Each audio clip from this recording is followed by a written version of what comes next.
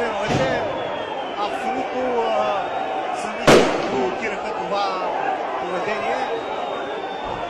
Феновете на ЦСКА са на стадиона. Уважаеми зрители, влезнаха да се саморазправят червените фенове. Побегнаха. Сплашени футболисти на Аждот. Мисля, че драма се случва тук на стадион на Българска армия.